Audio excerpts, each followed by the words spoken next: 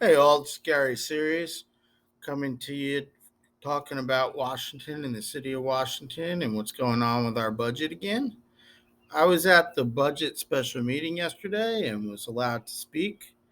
However, there was confusion, and you should all know about this that this wasn't originally open to the public, and then it was, and then there wasn't allowed public input, but then there was. To the credit, the mayor did allow me to speak for 3 minutes.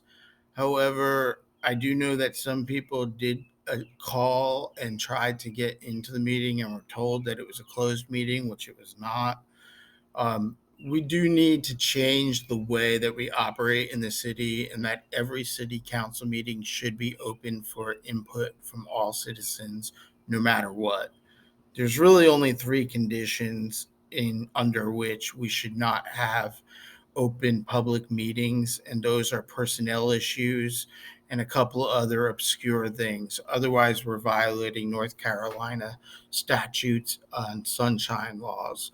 So, going forward, we need to insist with our public officials that they allow every single city council meeting to be open to public input.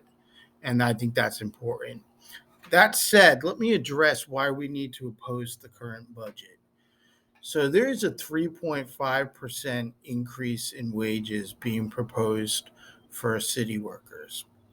On top of that, there's a 3.5% increase being proposed for their 401k contributions.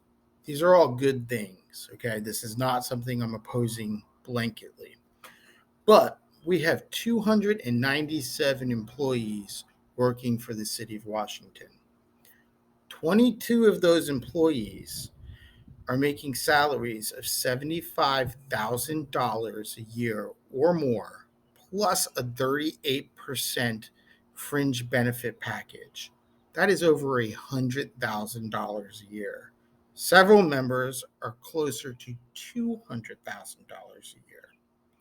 Now, if we limit the increase to just those that are under $75,000, we have a savings of $191,250, and that is my most conservative estimate. It's actually probably closer to $250,000. Right now, we have in the budget for four more EMTs.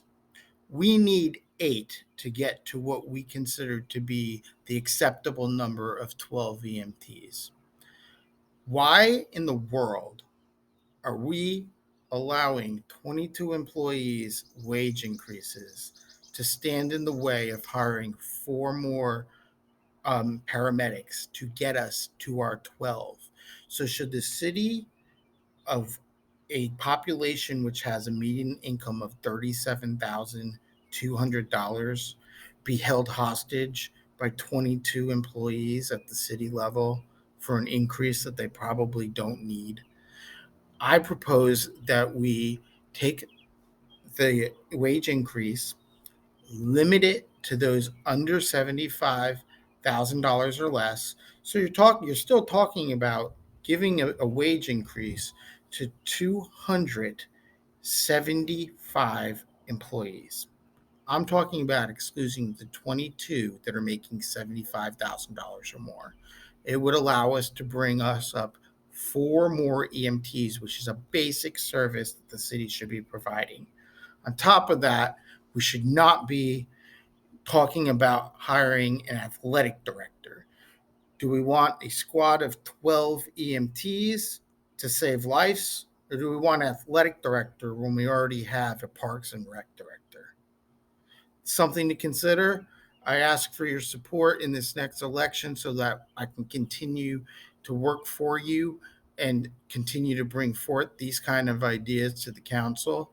It's Gary Series for Washington, North Carolina City Council on Facebook, and I hope that you pass on this video and share it as far as you can.